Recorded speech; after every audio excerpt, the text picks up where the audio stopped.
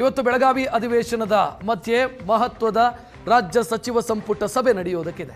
ಈ ಸಚಿವ ಸಂಪುಟ ಸಭೆಯಲ್ಲಿ ಹಲವು ವಿಚಾರಗಳು ಚರ್ಚೆಯಾಗೋದಕ್ಕಿದೆ. ಮಹತ್ವದ ವಿಚಾರಗಳು ಇವತ್ತು high voltage meeting, cabinet meeting, ಮಹತ್ವದ ನಿರ್ಧಾರಗಳನ್ನು ತೆಗೆದುಕೊಳ್ಳುವಂಥ ಸಾಧ್ಯತೆಗಳಿದ್ದಾವೆ. ಅದರಲ್ಲೂ ಒಳ ಮೀಸಲಾತಿಯ ಬೇಗುದಿಗೆ ರಾಜ್ಯ ಸರ್ಕಾರ ಸಿಲುಕಿದೆ. ಒಳ ಮೀಸಲಾತಿ ಜಾರಿ ಮತ್ತು ನೇಮಕ ಪ್ರಕ್ರಿಯೆಗೆ ಆಗಿರುವಂಥ ಸಮಸ್ಯೆ, ಇದರ ಬಗ್ಗೆ ರಾಜ್ಯ ಸರ್ಕಾರ ನಿರ್ಧಾರವನ್ನು ತೆಗೆದುಕೊಳ್ಳಬಹುದು ಅನ್ನುವಂಥ ಸಾಧ್ಯತೆಗಳಿದ್ದಾವೆ. ಒಳ ಮೀಸಲಾತಿಯ ವಿಚಾರದಲ್ಲಿ ರಾಜ್ಯ ಸರ್ಕಾರ ತೆಗೆದುಕೊಂಡಂಥ ನಿರ್ಧಾರ ಏನಿದೆ, ಇದು ಕೆಲ ಸಮುದಾಯಗಳ ಆಕ್ರೋಶಕ್ಕೂ ಕೂಡ ಗುರಿಯಾಗಿತ್ತು, ಪ್ರತಿಭಟನೆಗಳಾಗಿತ್ತು. ಈ ನಿರ್ಧಾರದ ವಿಚಾರದಲ್ಲಿ ಹೈಕೋರ್ಟಿಗೂ ಕೂಡ ಹೋಗಿದ್ರು. ನೇಮಕ ಪ್ರಕ್ರಿಯೆ ಮಾಡಲಾಗದೆ ಸದ್ಯ ಸರ್ಕಾರವೂ ಕೂಡ ಸಂಕಷ್ಟಕ್ಕೆ ಸಿಲುಕಿದೆ. ಈ ಹಂತದಲ್ಲಿ ರಾಜ್ಯ ಸರ್ಕಾರ ಕ್ಯಾಬಿನೆಟಲ್ಲಿ ತೆಗೆದುಕೊಳ್ಳುವಂಥ ನಿರ್ಧಾರ ಏನಾಗಿರುತ್ತೆ ಅನ್ನುವಂಥ ಕುತೂಹಲ ಇದೆ. ಒಳ ಮೀಸಲಾತಿಯ ವಿಚಾರದಲ್ಲಿ ಸಮಿತಿ ಕೊಟ್ಟಿರುವಂಥ ರಿಪೋರ್ಟ್ ಒಂದಾಗಿದ್ರೆ, ಸರ್ಕಾರ ತೆಗೆದುಕೊಂಡಿರುವಂಥ ನಿರ್ಧಾರ ಮತ್ತೊಂದಾಗಿತ್ತು. ಇದನ್ನು ಪ್ರಶ್ನಿಸಿ ಕೋರ್ಟಿಗೆ ಹೋಗಲಾಗಿತ್ತು.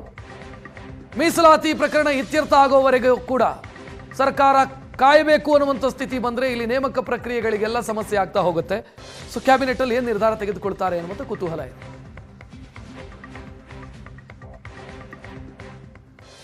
ಇನ್ನು ಬಿಜೆಪಿ ಸರ್ಕಾರ ಇದ್ದಾಗ ಚಾಮರಾಜನಗರದ ಆಕ್ಸಿಜನ್ ದುರಂತ, ಆ ಕೋವಿಡ್ ಸಂದರ್ಭದಲ್ಲಿ ಇದರ ವಿಚಾರವೂ ಕೂಡ ಇವತ್ತಿನ ಕ್ಯಾಬಿನೆಟಲ್ಲಿ ಚರ್ಚೆ ಆಗುವಂಥ ಸಾಧ್ಯತೆ ಇದೆ. ಸಂಪುಟದಲ್ಲಿ ನ್ಯಾಯಮೂರ್ತಿ ಮೈಕಲ್ ಡಿ ಖುನ್ನಾ ಕೊಟ್ಟಿರುವಂಥ ವರದಿಯ ಕುರಿತು ಪ್ರಸ್ತಾಪ ಆಗತ್ತೆ. ವರದಿಯ ಶಿಫಾರಸುಗಳನ್ನು ಜಾರಿ ಮಾಡೋ ಬಗ್ಗೆಯೂ ಕೂಡ ಇವತ್ತು ತೀರ್ಮಾನ ತೆಗೆದುಕೊಳ್ಳಬಹುದು. ಇನ್ನು ಋತುಚಕ್ರ ರಜೆಗೆ ಸಂಬಂಧಿಸಿದಂತೆಯೂ ಕೂಡ, ಯಾಕಂತಂದ್ರೆ ಕೋರ್ಟ್ಗೆ ಹೋಗಿತ್ತದು, ಕೋರ್ಟಲ್ಲಿ ಒಂದು ಹಂತದಲ್ಲಿ ಅದಕ್ಕೆ ತಡೆಯಾಜ್ಞೆ ಬಿದ್ದಿತ್ತು. ಆ ನಂತರ ವಿಚಾರಣೆಗೆ ಕೈಗೆತ್ತಿಕೊಂಡು ಯಥಾಸ್ಥಿತಿಯನ್ನು ಮುಂದುವರಿಸಲಾಯಿತು. ಇದರ ಬಗ್ಗೆಯೂ ಕೂಡ ರಾಜ್ಯ ಸರ್ಕಾರ ತೆಗೆದುಕೊಳ್ಳುವಂಥ ನಿರ್ಧಾರ ಏನು ಅನ್ನುವಂಥ ಕುತೂಹಲಗಳಿದ್ದಾವೆ. ಎಲ್ಲವೂ ಕೂಡ ಇವತ್ತಿನ ಕ್ಯಾಬಿನೆಟ್ನಲ್ಲಿ ಚರ್ಚೆಯಾಗಬಹುದು.